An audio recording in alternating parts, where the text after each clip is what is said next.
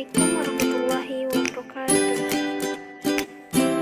Perkenalkan, nama saya Meli Finanda dengan NIM 196222055, kelas akuntansi bagi 2. Video ini dibuat untuk memenuhi tugas individu mata kuliah akuntansi biaya 2 di bawah bimbingan Ibu Charlie Marlinda, SE, MAK, AK, CA.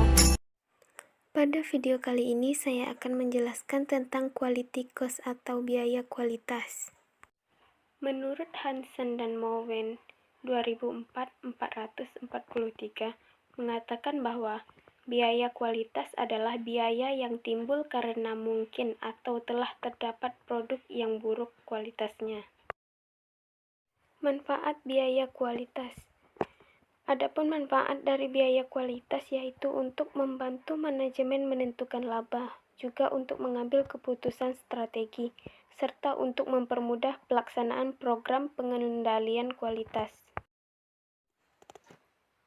Tujuan biaya kualitas.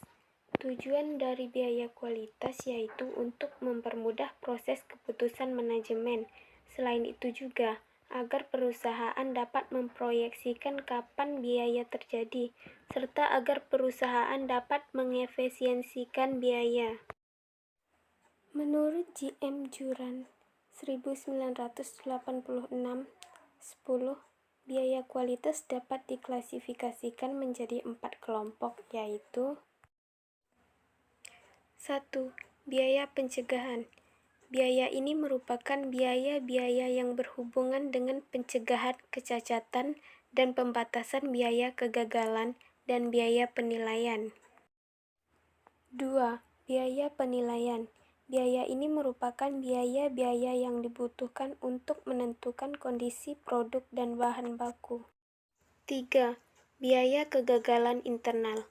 Biaya ini merupakan biaya-biaya yang harus dikeluarkan karena ditemukannya produk cacat sebelum diantar ke pelanggan. 4. Biaya kegagalan eksternal.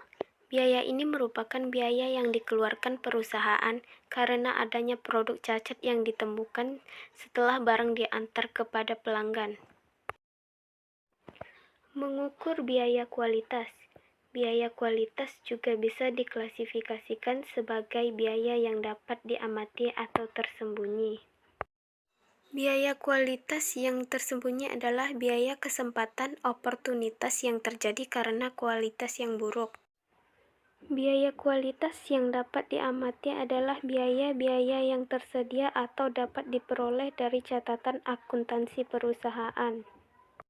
Informasi biaya kualitas. Pencatatan biaya kualitas aktual secara terperinci berdasarkan kategorinya dapat memberikan masukan pandangan penting, yaitu 1.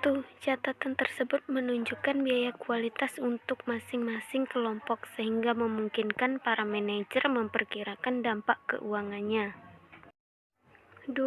Catatan tersebut menunjukkan distribusi biaya kualitas setiap kelompok sehingga memungkinkan para manajer untuk menaksir biaya relatif setiap kelompok.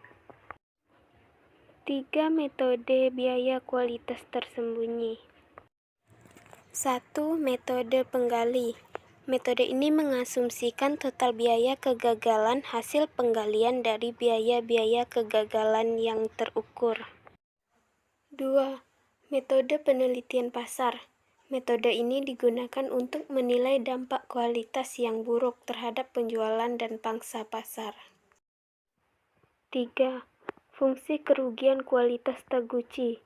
Fungsi kerugian ini mengasumsikan setiap penyimpanan dari nilai target suatu karakteristik kualitas dapat menimbulkan biaya kualitas yang tersembunyi. Jenis-jenis laporan kinerja kualitas. Terdapat 4 jenis kemajuan yang dapat diukur dan dilaporkan menurut Supriyono 2002, 402-411.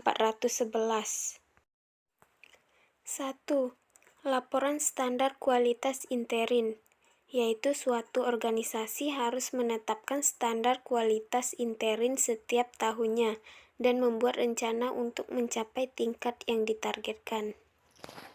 2. Laporan biaya kualitas tren 1 periode. Laporan ini digunakan untuk menunjukkan kemampuan yang berhubungan dengan kinerja kualitas tahun terakhir. 3. Laporan tren biaya kualitas. Laporan ini digunakan untuk menunjukkan kemajuan sejak awal mula program penyempurnaan kualitas dan menyediakan informasi yang berhubungan dengan perubahan relatif biaya kualitas periode sebelumnya. 4. Laporan biaya kualitas jangka panjang. Laporan ini merupakan kemajuan yang berhubungan dengan standar atau sasaran jangka panjang. Sekian video dari saya, lebih dan kurang saya mohon maaf. Saya akhiri. Wassalamualaikum warahmatullahi wabarakatuh.